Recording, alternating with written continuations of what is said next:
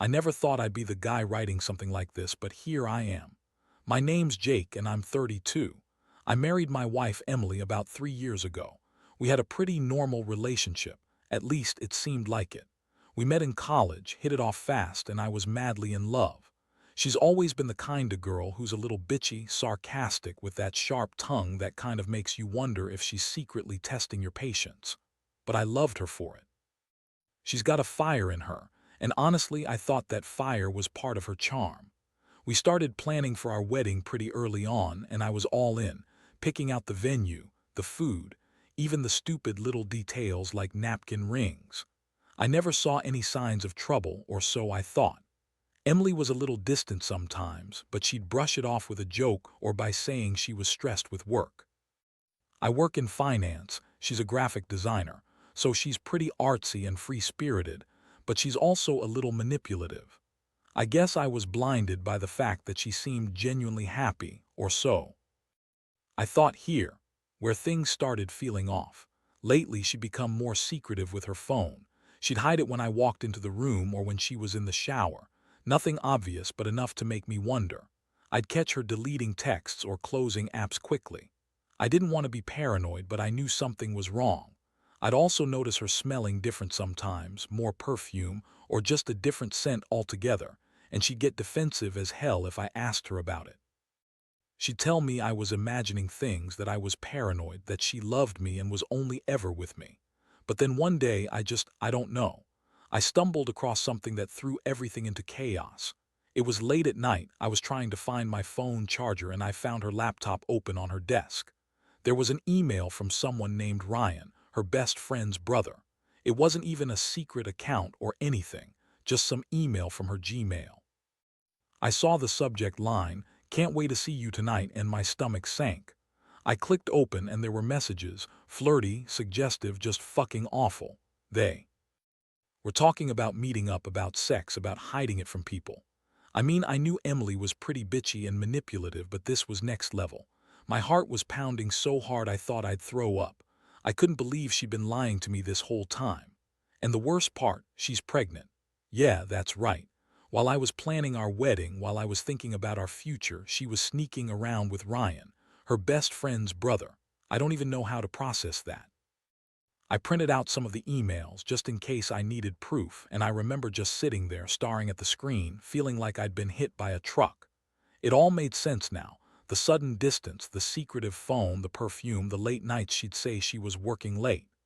And then the realization that she's been doing this all during her pregnancy, while I was supposed to be the proud husband-to-be. I couldn't believe it. I thought I knew her. I thought I knew us. But that email, those messages, they shattered everything. I sat there numb, just trying to process whether I should confront her or just walk away. I wanted to scream, cry, punch something. Instead, I closed her laptop slowly, tried to steady my trembling hands, and told myself I needed to think clearly.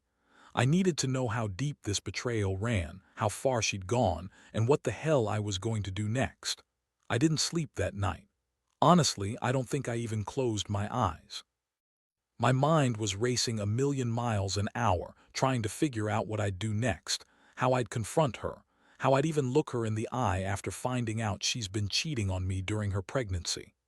I kept going over those emails, those conversations, how she'd been lying, manipulating, hiding her secret life from me. I felt like I'd been punched in the gut repeatedly. Every time I tried to think of her, I saw her face, that bitchy smirk she always has when she's being sarcastic, and now I just saw betrayal written all over her. The morning came faster than I wanted, and I knew I couldn't avoid this forever. I was angry, furious really, but there was also a deep, aching sadness. I loved her, or at least I thought I did. Now I wasn't sure what was real anymore. I decided I needed to confront her face to face, get some answers, and find out how much she'd lied. She was still in bed when I woke up. I remember standing in the doorway just staring at her. She looked innocent enough, with her hair tangled from sleep and that innocent little pout she always has in the mornings. But I couldn't look at her the same way anymore. I felt like I was seeing her for the first time, this fake, manipulative version of the woman I thought I knew. I took a deep breath and went into the living room to gather my thoughts. I didn't want to yell, but I knew I had to get this out in the open. When I finally sat her down, I started with the obvious. I told her I knew about the emails, that I'd found out she'd been cheating on me with Ryan, that I wasn't stupid, that I knew she'd been lying and sneaking around during her pregnancy. Her face immediately went defensive, that bitchy smile returning like she thought she could manipulate her way out of it. She looked me dead in the eyes and started lying, saying I was paranoid, that I'd misunderstood, that she was just talking to Ryan as a friend, that it was innocent, but I wasn't buying it. I threw the printed emails on the table and she finally realized I wasn't messing around. Her reaction was classic Emily: deflect, deny, blame me for being jealous or insecure. "You're overreacting, Jake," she snapped. "You're crazy if you think I'd do something like that. Ryan's just a friend. You're reading into it too much." That's when I lost it.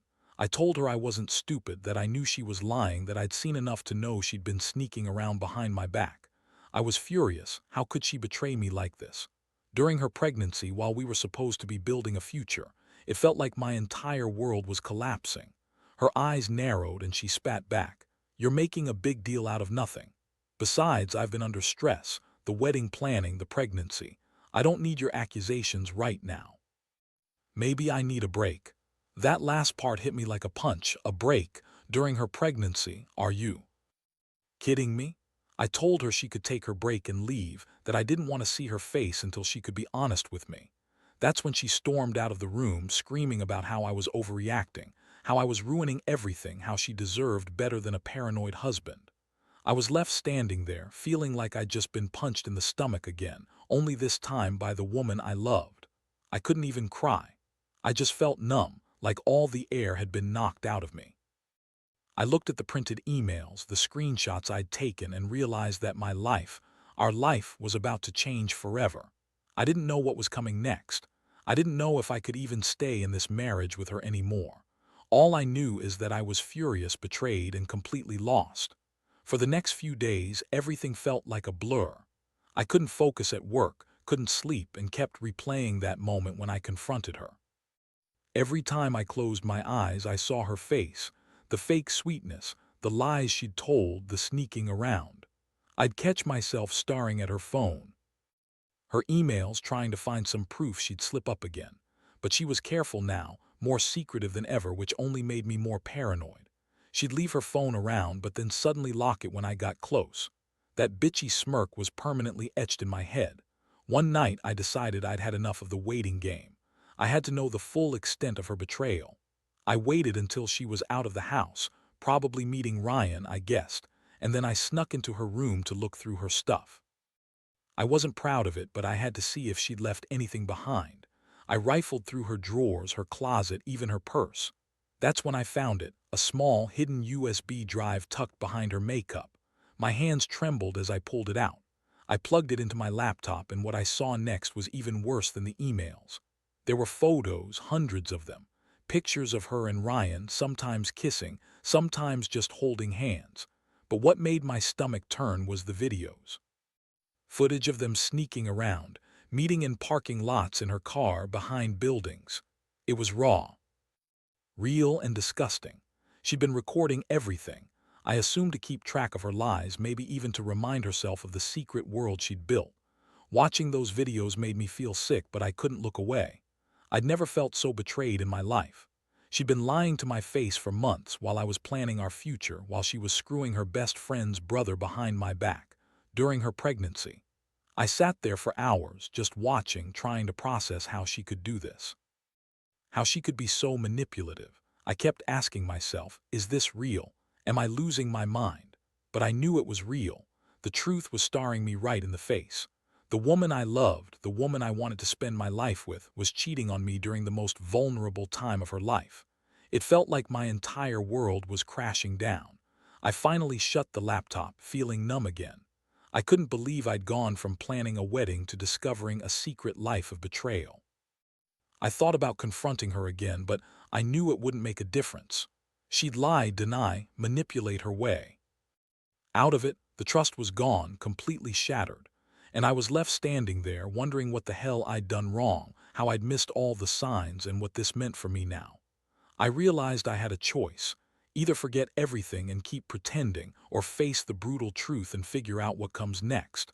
That night, I knew I couldn't keep living in this false reality anymore. The next morning, I woke up feeling like I'd been hit by a freight train.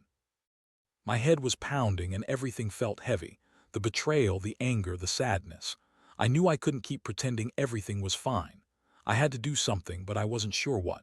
Part of me still wanted to believe she'd come clean, confess, and somehow fix this mess. But deep down, I knew that was a long shot. Emily was one of those people who would do whatever it took to lie her way out of trouble. Still, I decided I'd confront her again, but this time I was prepared. I waited until she got home, trying to stay calm, to keep my emotions in check. When she walked through that door, I looked her straight in the eyes and told her I knew everything. About the emails, the videos, the secret meetings. I told her I'd seen enough, that I was done playing her game. Her face twisted into that bitchy smirk, like she thought she could manipulate her way out of this one. "Jake, you're overreacting," she said, trying to brush it off. "You don't have proof of anything except some stupid emails. You're just paranoid." I lost it. I told her that I had proof, that I'd been watching her betray me while she was pregnant with my child, that I'd seen her with Ryan, that I knew she'd been lying to me from the start. Her eyes narrowed, her usual manipulative glare. Then she started crying fake tears, trying to play the victim. "You don't understand, Jake. I was stressed. I didn't mean for any of this to happen. It was a mistake. I love you. I'm pregnant with your child. You're overreacting because you're insecure." Insecure. Are you kidding me? I felt like choking her. I told her that her stress didn't excuse any of it, that she'd been a cheating bitch during her pregnancy, while I was giving her everything I had. I told her I couldn't stay with someone who lied to me and cheated on me like this. I asked her what she wanted to do: stay married and pretend none of this happened, or face the truth and deal with the consequences. She looked at me, eyes full of fake tears, and said she needed time to think, that she loved me but she was confused. That's when I knew I couldn't trust her. Not anymore. I told her I needed space, told her I was done with her manipulations and I was going to see a lawyer.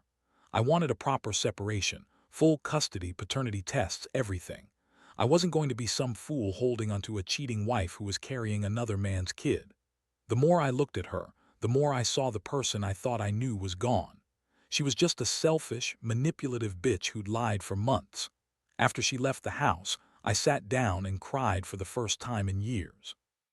Not because I was weak, but because I felt so betrayed, so broken inside. I'd built my entire life around her, and it all turned out to be a lie. The worst part: I still loved her even after everything. Or maybe I did, I'm not sure anymore. All I knew was that I couldn't stay with her, not after discovering she'd been lying during her pregnancy, cheating behind my back with her best friend's brother. I guess I'm just trying to figure out how to move forward from here, but one thing's certain: trust is gone, and I don't know if I can ever get it back. The days that followed were a whirlwind. I reached out to a lawyer, started the process of dissolving this nightmare of a marriage, and began figuring out what my next steps were.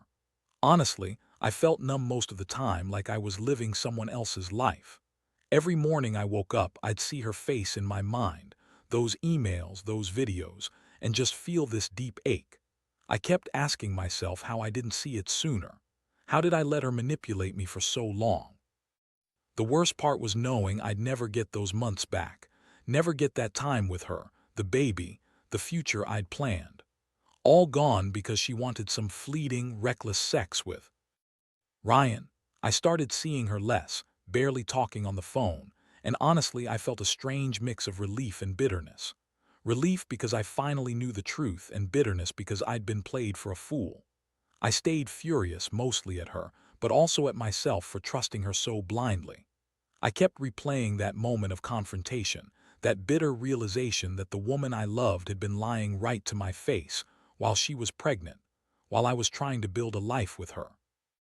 One night I sat alone in my apartment, looking at the ultrasound pictures I still had from her pregnancy. I wanted to feel something: anger, sadness, anything, but all I got was emptiness. That's when I realized I was going to have to start over, that I needed to focus on myself, on healing. I couldn't keep living in this twisted version of my life where she was still some kind of part of it. I had to let her go, even if it hurt like hell. I also knew I had to tell her family. I've been holding on to that secret, that shame. How she'd betrayed me during her pregnancy. How she'd been sneaking around with Ryan, the emails, the videos. It wasn't fair to them, and honestly, I didn't want her to get away with hiding her lies anymore. So I sat her parents down and told them everything. They looked stunned, betrayed, and angry. They didn't even know she'd been involved with Ryan, or that she'd been cheating on me during her pregnancy. They promised to support me, and I felt a strange sense of relief, like I finally had a little bit of justice after all that betrayal. But honestly, the most surprising thing was how much I'd grown after all this. Even though I was hurting, I had a clarity I never expected. I realized I'd been settling, that I'd let her manipulate me because I was scared of being alone. But now I saw things differently.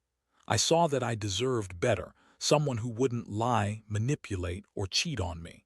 Someone who wouldn't do that during her pregnancy. I'm not saying I'm perfect, but I know I'll never tolerate that kind of betrayal again. So here I am, just trying to put the pieces back together. I'm working on myself, trying to forgive myself for trusting her so blindly. I don't know what the future holds, but I do know one thing. I'm done with that chapter. It's over.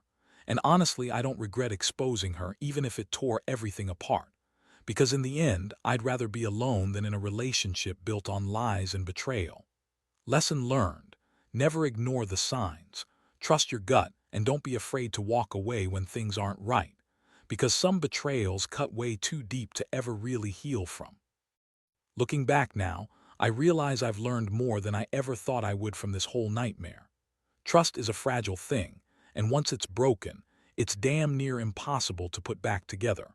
I thought I was with someone who truly loved me, but I was just fooling myself. Emily wasn't the person I thought she was. She was a manipulative, selfish woman who used her pregnancy as an excuse to hide her own reckless desires. And somehow, I let her get away with it for so long because I was afraid of being alone, afraid of losing everything I ever wanted. The hardest part isn't even the betrayal itself. It's the realization that I was blind to all the signs for so long. The secretive phone, the suspicious perfume, the emails, the videos, each one should have been a red flag, but I ignored them. I convinced myself she was stressed, busy, tired. I made excuses because I loved her and wanted to believe in us. But love isn't blind. Love isn't about ignoring the truth or turning a blind eye to betrayal. Now I'm focusing on rebuilding myself. I've cut her out of my life completely. No contact, no regrets. I've started therapy to deal with the emotional scars, though honestly I don't know if they'll ever fully heal. But I do know I'm better off without her. I can finally breathe again, finally start to think about my future without that dark cloud hanging over me. I know I'll never forget what she did, but I also know I won't let it define me. To anyone reading this who might be going through something similar, let me say this: don't ignore the signs. Don't make excuses for someone's lies. If you feel something isn't right, trust yourself. It's better to face the pain now than live in a lie forever. And most importantly, don't be afraid to walk away. The right person won't cheat on you during her pregnancy. She won't manipulate you with lies, and she definitely won't think she can get away with it all. You deserve honesty, respect, and someone who truly cares about you. This story isn't about revenge or hate, though I'll admit I've felt those things. It's about finally seeing the truth, accepting it, and moving on. I'm not perfect, but I'm finally free from her grip. And honestly, that feels pretty damn good.